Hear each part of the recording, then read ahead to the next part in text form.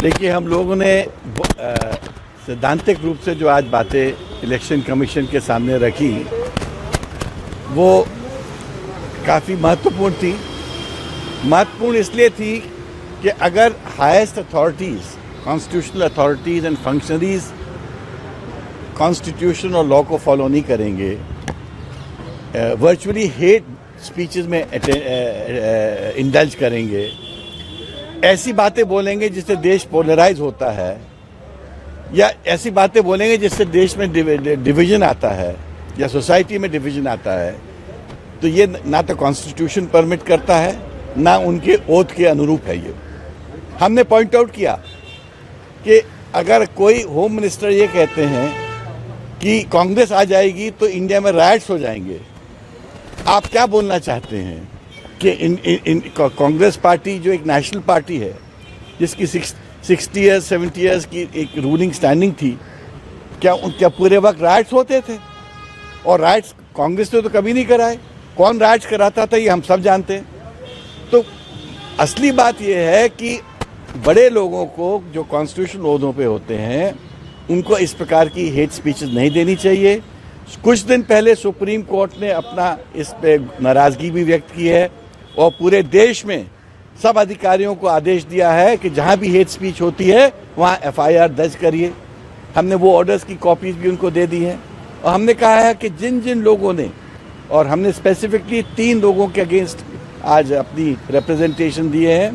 Home minister के against दिया है, नड्डा साहब के अगेंस्ट दिया है और तीसरे योगी आदित्यनाथ जी के अगेंस्ट दिया है कि इन लोगों ने अपने शब्दों से जो बातें बोली हैं वो हेट स्पीच की परिभाषा में आता है और इसलिए इलेक्शन कमीशन को in terms of the law of the land, in terms of supreme court order, इस पर एक्शन लेना चाहिए।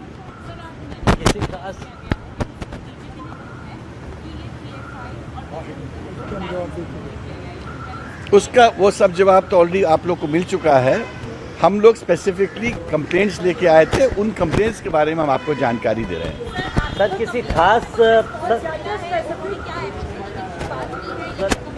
देखिए, इलेक्शन कमीशन एक बहुत बड़ी रिस्पॉन्सिबल बॉडी है, कॉन्स्टिट्यूशनली उन पे बहुत बड़ा भार भी है। तो we could see the seriousness in the expression. उनके फेस पे सीरियसनेस थी, उनके फेस पे कंसर्न थी और वो कंसर्न पूरे देश के लिए थी कि अगर हम इलेक्शन कैंपेन्स को इतने लो लेवल पे लेके जाएंगे और इस प्रकार की बातें करेंगे, क्या हम देश के संविधान को सुरक्षित रख पाएंगे? सर किसी किसी स्टेटमेंट का जिक्र किया जैसे नड्डा जी या वो मैंने बताया ना, उन्होंने जो मेन जो बयान था, जो मेन बताया कि उन्होंने कहा कि कांग्रेस को अगर आप वोट दे के जिताएंगे तो कर्नाटका में राइट्स होंगे ना। हम ऐसी स्टेटमेंट सुन के भी आश्चर्य होता है कि होम मिनिस्टर ऑफ इंडिया ऐसी बात कह सकते हैं, क्योंकि होम मिनिस्टर बहुत बड़ी पोजीशन होती है, वो तो रक्षक हैं पूरे देश के और उनको राइट्स की बात करनी नहीं चाहिए। और इससे आप ये बताना चाहते हो कि क्या आगे चल के राइट्स होंगे, क्योंकि कांग्रेस तो वहाँ जीत रही है, हमको समझ आ रहा है।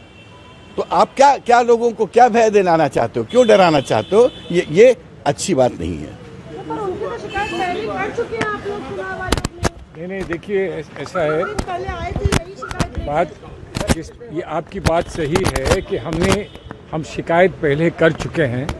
जो हमने पहले शिकायत करी थी उस पर अभी कोई स्पष्ट कार्रवाई नहीं हुई है, लेकिन हमने एक बात और कही है, हम दोनों ने मिलकर एक बात और कही है कि अगर कोई विशेष व्यक्ति जो कहाँ ऊंचे किसी पद पर है वो ऐसी कोई बात करे और उस पर कार्रवाई ना हो तो फिर अन्य लोगों को भी प्रोत्साहित करेगा, वो बात प्रोत्साहित करेगी कि आप भी कुछ कहो तो कोई रोकने वाला नहीं है। इसलिए हमने कहा कि इसको सिर्फ आइसोलेटेड ना समझे कि एक व्यक्ति विशेष ने कहा वो बात ख़त्म हो गई, इसलिए कि लग रहा है कि रिपीट ऑफेंस हो रही है। एक बात कही गई, उस पर अंकुश नहीं लगा तो फिर लगातार किसी और ने कही, फिर किसी और ने कही, तो इसलिए ये बढ़ता चला जाएगा। हालांकि सिर्फ 6 दिन बचे हैं, लेकिन ये बढ़ता चला जाएगा और इसको ये अनिवार्य है कि इसको तत्काल फ़ौरन इमीडिएटली इसको रोका जाए और इस पे आप कुछ कार्रवाई करें। आज हमको बहुत ज़्यादा नहीं कुछ कार्रवाई के बारे में कुछ बताया गया है, बट ये कहा गया है कि हम इस पूरी बात को बहुत ध्यान से इस पर हम गौर करेंगे। गौर करने के बाद हम क्या कर सकते हैं, कितना कर सकते हैं, वहाँ अवश्य आपको सूचित करेंगे।